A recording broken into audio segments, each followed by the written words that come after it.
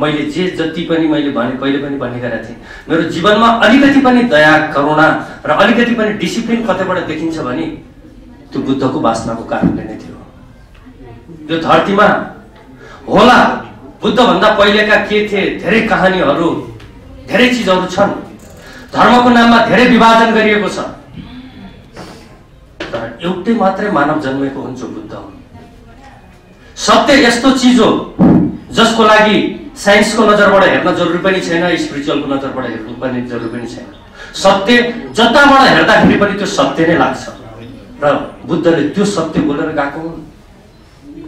मानवले अरू सुन्नको लागि कुनै शब्द कुनै फिलोसफी बाँकी नै छैन होला बुद्धले भन्नुपर्ने भन्दा पछाडि। उनी प्रेमको प्रतीक, उनले दरबार छोडेर सोच्नु त आज दरबार छोडिसक्दाखेरि पनि मोह र माया कति छ सत्तापट्टिको। उनी त एउटा राजकुमार, उनलाई नपुग्दो के थियो होला? अहिलेकै भौतिकवादी नै कुरा गरी हेरौँ न, उनलाई नपुग्दो के थियो होला? उसको वरिपरि पनि सुसारेहरू थियो होला, उनलाई चाकडी गर्ने पनि थियो होला, राजकुमारको आफ्नो तरिकाले उनले बाँचिरहेको थियो होला। के विचार उनी भित्र आएर उनले जंगलमा गएर सुक्नु पर्यो, प्राणको अन्तिमसम्म एउटा खोजमा लागिरहे। त्यो मानवताको खोज हो। त्यति महान व्यक्ति आज हाम्रो धरतीमा जन्मिँदा हामीले किन नकराउने? कराउने। निन्दामा फाल्तु कुरा गर्नुभन्दा बुद्ध बुद्ध बुद्ध भन्दा फरक केही पनि पर्दैन। झुकेर भए पनि यदि स्वर्ग छ भने पुगिन्छ नै होला। उनको नाममा नै त्यति ताकत छ नि। नाममा पावर हुनुको पनि त्यही कारण हो। जुन शब्दको ज्यादा वाचन हुन्छ त्यो शब्दमा आफै नै पावर आउँछ। चाहे स्टार बनुन्, चाहे कलाकार बनुन्, चाहे मन्त्री प्रधानमन्त्री, जुनसुकै, त्यो नाममा पावर तब आउने हो जब देशभरि एकैचोटि त्यो व्यक्तिको समग्र रूपमा नाम वाचन हुन्छ भने उसमा पावर इकट्ठा हुन्छ। सब पावरकै लागि दौड्यौँ। तर श्री बुद्ध एउटा यस्तो थिए, यो बाहिरी पावरको लागि दौडिनु छैन। बाहिरको यात्रा धेरै सजिलो छ। अहिले नेपालमा ठ्याक्कै त्यही देखिएको। हामी भित्रको यात्रालाई सुरु गर्नै सकेनौँ। अप्ठ्यारो त त्यहाँ छ। दुनियाँलाई झुट बोल्न सकिन्छ, दुनियाँको अगाडि प्रिटेन्डिङ ज्ञानी देखाउन सकिन्छ, आर्टिकलमा बहुत राम्रो फिलोसफी छाड्न सकिन्छ, तर आफूलाई सम्झाउन कति गाह्रो छ। जब आफूले आफैलाई हेर्न सक्ने क्षमता जब आउँछ नि, अनि मात्र बुद्धत्वको कुरा सुरु हुन्छ। त्यो चिज त हाम्रो देशमा खत्तम भइसकेको छ।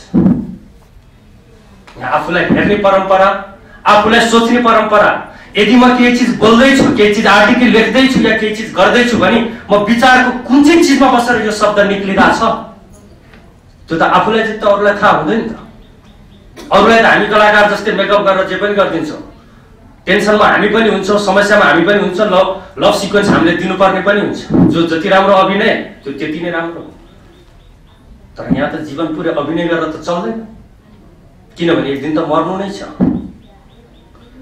धेरै कारणहरू छन् हामीले बुद्धलाई हामी भित्रबाट पर राख्यौँ। बुद्ध हामीबाट परको चिज नै होइन, बुद्ध हामी भित्रको चिज हो। त्यसैले आज बाहिर कराउनु पर्दाखेरि विरोध धेरै चिजहरू मैले धेरै आर्टिकलहरू देखेँ। यो के इस्यु हो र? बुद्ध हाम्रै देशमै जन्मेको हो नि त, किन कराउनु पर्यो? भर्खरै मन्त्रीज्यूले भन्नुभएको थियो, सही कुरा, मैले पनि पढेको आर्टिकल। मलाई छक्क लाग्छ। हामी पनि बुझ्दछौँ त्यसको लागि यो होला, यो चिज ठिक छैन होला, यो गर्न जरुरी छैन होला। एउटा राष्ट्रियताको हिसाबले नि सोच्नु न।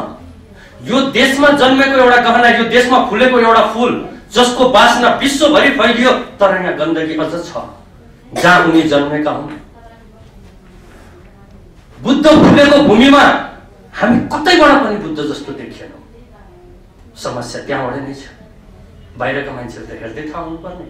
नेपाल त जाँदैखेरि त्यहाँका व्यक्तिका शालीनता र त्यहाँका व्यक्तिका जुन पोजिटिभ अनुहारमा जुन देखिन्छ नि, बुद्ध त्यही नै फुलेको हुनुपर्छ। हामी त त्यो देखिनुको त कुरा छोड्यौँ, खुलेर हामी त विरोध गर्दैछौँ। हामीलाई थाहा छ देशमा धेरै चाडपर्वहरू छ, जबकि हाम्रो अवस्था हेर्दाखेरि त एउटै एक दिनको चाडपर्व नै काफी हुनुपर्छ। तर यति धेरै चाडपर्व छ, यति धेरै विधा छ, यति धेरै पार्टीको कार्यक्रम छ, पार्टी ठुलो हुँदै गएर नेपाल खुम्चेको अवस्था छ। हो, प्रजातान्त्रिक परिपाटीमा पार्टी हुनुपर्छ, तर यसको मतलब होइन कि देश छोपिने गरे। देश छोपेको अवस्थामा बुद्धलाई साइडमा लगाइएको हो। हाम्रो पनि सोच नेपालको नाम विश्व कीर्तिमानीमा राख्ने र विश्व कीर्तिमानीमा राख्न खोज्दाखेरि बुद्धको धम्मपदको त्यो शब्दहरू वाचन गर्नु त्यो के गल्ती थियो र? त्यो पब्लिसिटीको लागि थियो र? यहाँ को कमाउन बस्या छ? कमसे कम वर्षमा हामी केही यस्तो होला, सायद फाल्तुको चिज होला, सिर्फ आफ्नो देश नेपाल हो र नेपाललाई चिनाउन खोज्ने एउटा चिजको लागि हामीले संगठित हुन खोज्दाखेरि यति विरोध गर्न जरुरी थियो र?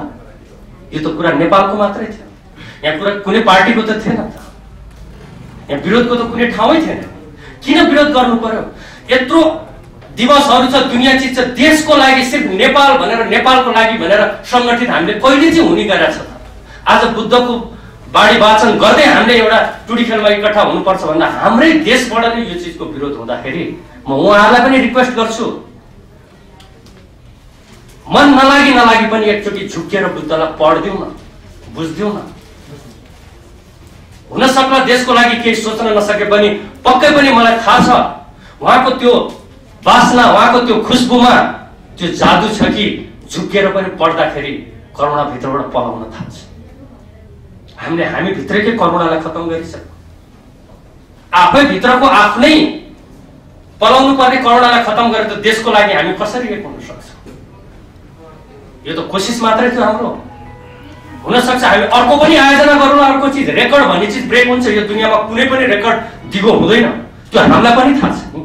तर यो रेकर्ड ब्रेक भयो भन्दैमा बुद्ध यहाँ जन्मेका होइनन् भन्ने प्रुफ हुन्छ भन्ने यो बच्चा जस्तो कुरालाई फैलाइराख्न जरुरी पनि छैन। त्यसै पनि हाम्रो प्रोग्राममा इन्ट्री त 14 वर्षभन्दा माथिकै हुन्, त्यति त बुझ्नु नै पर्ने हो जस्तो लाग्छ।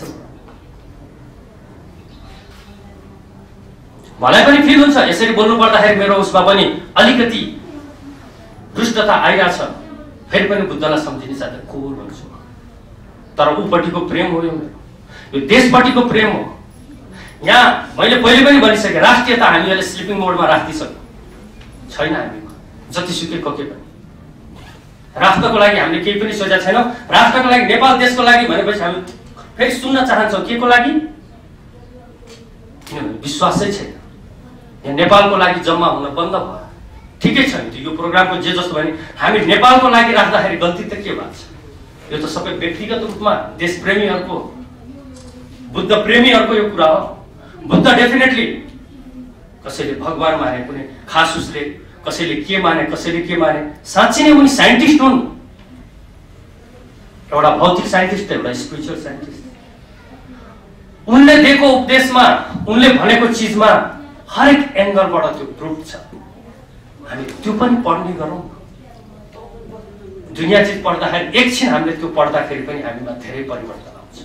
र बुद्धको सुरुवात अघि भर्खर उहाँले भन्नुभयो, यदि बुद्धलाई बुझ्ने मात्रै हो भने यो हामी घुस खाने चिजको अन्त त्यसै हुन्छ। कसरी अर्काको मेहनत, अरूको मेहनत हामीले खान सक्ने?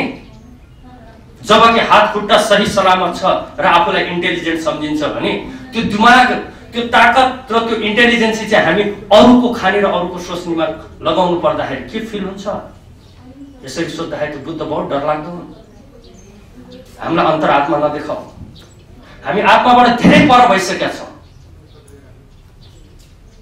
र आत्माको झलक हुने साथै झट्का लाग्छ त। म खान सक्दिनँ, म हत्या गर्न सक्दिनँ, अरूको लुट्न सक्दिनँ। यहाँ त बाढी पीडितको नाममा आएको पनि खाएछ, आफू त पीडित थिएन नि। गरिबको नाममा खाइएछ, त्यसको नाममा खाइएछ, अनाथको नाममा खाइएछ, अन्धको नाममा खाइएछ। अलिकति भए पनि हामीलाई फिलै छैन, किनभने जबकि हामी त्यो मध्येको कुनै अवस्थाको पनि थिएनौँ। हामीमा अझ पनि सर्व चिज हुँदाखेरि पनि हामीले त्यो चिजमा आँखा लाएर खान खोज्नु भनेको फेरि पनि बुद्धलाई नसम्झिनु। रिक्वेस्ट गर्छु कि जति पनि मिडिया हुनुहुन्छ, जति पनि व्यक्ति छ, जाउँ शनिबारको दिन त्यतिकै मन लागे पनि नलागे पनि विरोधको भावना हुँदा हुँदै पनि बुद्धलाई सम्झेर भए पनि जाउँ, नेपाल देशलाई नै विश्व कीर्तिमानीमा राखौँ। राख्ने साथै यो नसोच्नुहोस् कि दुनियाँ काया पलट हुन्छ भनेर, तर हामीले राष्ट्रियताको कुरा गर्नुपर्ने जरुरी छ। बार बार यो देशमा आएर धेरै विदेशीले पनि भारतीय प्रान्त पनि भनेका छन्, सबै चिज भनेका छन् र देशको अवस्था पनि, देशको बारेमा भन्दा पनि व्यक्तिगत पार्टीको बारेमा कुरा हुन लागेको बेलामा केही चिज त सुरु हुँदैछ कमसे कम विशुद्ध नेपालको लागि।